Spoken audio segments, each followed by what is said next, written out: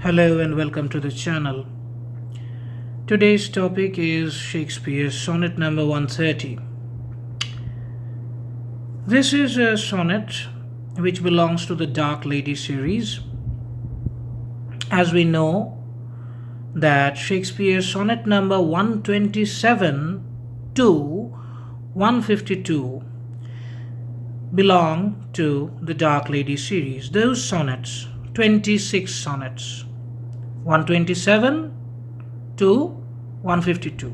26 sonnets are dedicated to a certain lady whose identity we do not know for sure. It is much debated, and we assign the phrase dark lady to denote her, to because Shakespeare also calls her dark lady, so we say dark lady series. And 130 of course belongs to that series. So if you do not know about sonnets, do not know about Shakespearean sonnets, all these concepts can be cleared if you watch my video on sonnet as a term. I shall give a link here or in the description. Go and watch that video, and then you can come back here so that you can understand sonnet 130. Now moving on. Sonnet 130 is a peculiar sonnet.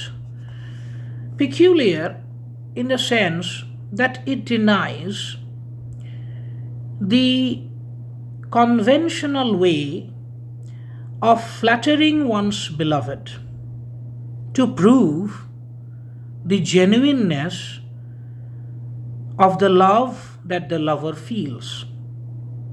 Okay. Traditionally, conventionally, lovers flatter beloveds because they want to show how much they love their beloveds. But here Shakespeare is actually doing the opposite. How? Let us see.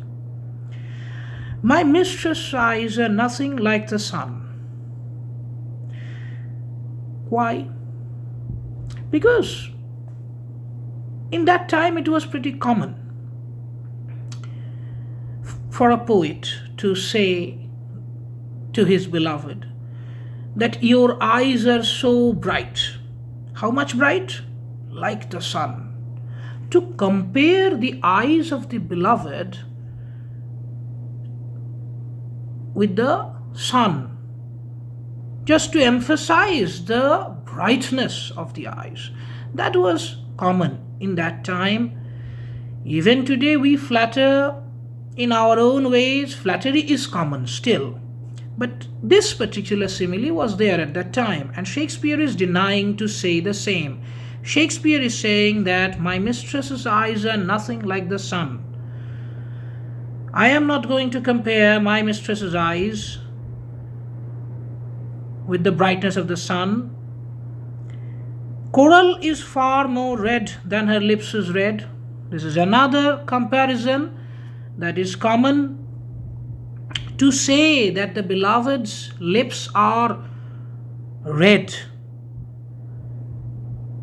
the conventional poet compares the lips with the coral. Coral is red, and so he compares the lips with coral. But Shakespeare is denying that no, her lips, my beloved's lips, I'm not going to compare those lips with coral. Those lips are not as red as coral. Simple as that. If snow be white, why then her breasts are dun.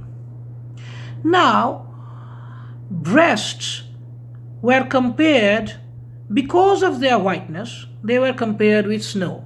But breasts are as white as snow. That was conventional kind of comparison. But he is saying that if snow be white, snow, the color of snow is white. But in this case, I am not going to compare with snow because her breasts are dun. Dun means a bit, grayish brown, dusky, not white. Okay. If hairs be wires, black wires grow on her head. Now, this is a tough one. If hairs be wires, hairs are not generally compared with wires as far as we know. How can, hairs be compared with wires? Because in those days, ornaments made of gold were, worn by women on their hairs, and because of, blonde hairs, so the hairs were compared by the conventional poets with those golden ornaments, golden wires. So golden wires and the hairs, they were, they were compared with each other by the conventional poet. In this case, the lady's hairs were not golden. She was a brunette, black hairs. And that's why Shakespeare, and even then, her hairs were not, I think, not straightened or not like, very smooth kind of thing. That's why he specifically says that black wires grow on her head. No, my mistress's hairs are not golden. They are not to be compared with golden ornaments. They are like black wires. I have seen roses damasked, red and white, but no such roses see I in her cheeks. Yes, I have seen roses of various colors, yellow, white, red, pink, whatever. But none of the roses that I have ever seen can match the color of, can be matched with the color of her cheeks. It is in general, even today, rosy cheeks. That is a common phrase. Rosy cheeks. Now, that is a conventional comparison. That your cheeks are like the rose, as red as rose, as, rosy. But in this case, Shakespeare is saying that I am not going to compare the two, because I have seen various kinds of roses and I do not find any similarity between any kind of rose with the cheeks of my mistress. And in some perfumes there is more delight than in the breath that from my mistress reeks. Now, this is again not a very easy one. Some perfumes, not all perfumes, some perfumes are better than the breath of his mistress. That is point number one. Some perfumes, not all perfumes. He is not exaggerating his mistress's qualities. He is not saying that my mistress's characteristic features are always perfect, everything is perfect, everything is, to the greatest level that can be, he is not comparing with the traditional sense of the conventional sense of comparisons. He is not using those things. He is not saying that all the perfumes are better than her breath. He is neither saying that none of the perfumes are greater than her breath. No. He is saying that some of the perfumes smell better than her breath. So her breath is like in the middle. He is at the same time, he is saying that some perfumes are good than my mistress's breath, and some perfumes are worse than that. Okay.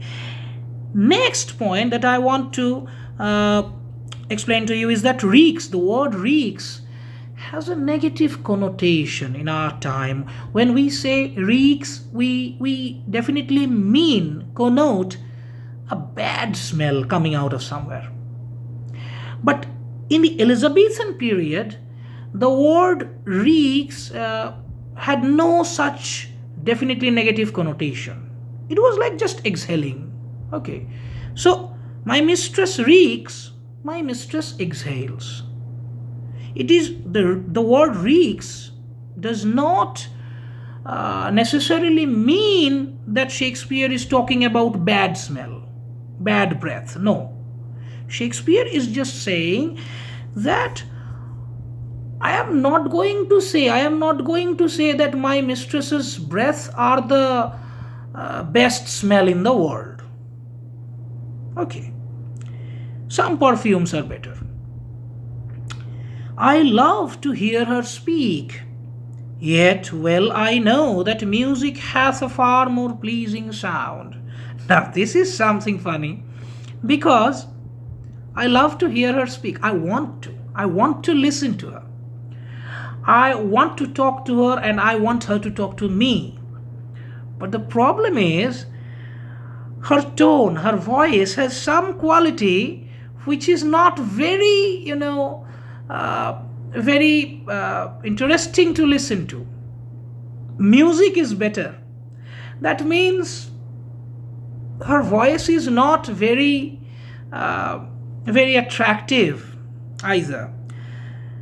And then he says, I grant I never saw a goddess go. My mistress, when she walks, treads on the ground. Now, goddess, it is believed and it is said that when goddesses go, that means goddesses walk, their feet do not touch the ground. Now, conventional poet would compare his beloved with a goddess to say that you are so light and you are a goddess.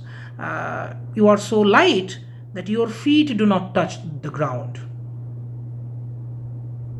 In a way, even today, it is very common that women ask, did I lose weight? And you have to always say, yes, of course. That's the thing, in those days, even they were complimented with such phrases that you are a goddess. When you walk, your feet do not touch the ground. Instead, Shakespeare says that my mistress, when she walks, treads on the ground. The footprints are clear on the ground. Okay. So my mistress is not a goddess, is not a fairy. Her feet touch the ground, and not only that, treads on the ground. And yet, now the most important thing, the last two lines, the couplet. And yet, by heaven, I think my love as rare as any she belied with false compare. And yet, with all these funny things, with all these so-called, depreciating remarks, he is not praising, he is not flattering his beloved, he is quite mocking, making fun of her appearance, her voice, her lips, her cheeks, etc. We think so, but no. Actually, he is saying that yet I am not going to compare my beloved's characteristics as you do, with sun and rose and goddess and whatever, perfumes, music. No, I am not going to do all those comparisons because that would be superfluous. Why? Because I do not want to say exaggerating all those qualities just to prove that I seriously love her. That's why I am saying all these things, and yet, by heaven, that means he is swearing that I guarantee you, by heaven, I swear that my love is as rare as the love of any conventional poet who compares his beloved with such false comparisons, who does such false comparisons. If someone has to prove that he loves her, if someone has to do such false comparisons, that is their problem. I do not do such false comparisons, and yet I assure you, I swear that my love is genuine. I take her as she is. She is not perfect. She has her limitations. She has, her breath is not like perfumes, her voice is not like music, her cheeks are not like a rose, her eyes are not like sun, her breasts are not like snow, and etc. etc. All these things, all these exaggerated comparisons, false comparisons, I'm not going to use those just to express the sincerity of my love. Instead, I am going to be truthful, and I am going to say that whatever she is, with all her limitations, my love is true. Now, this is Shakespeare. Experts can do that. Do not try this at home. Okay.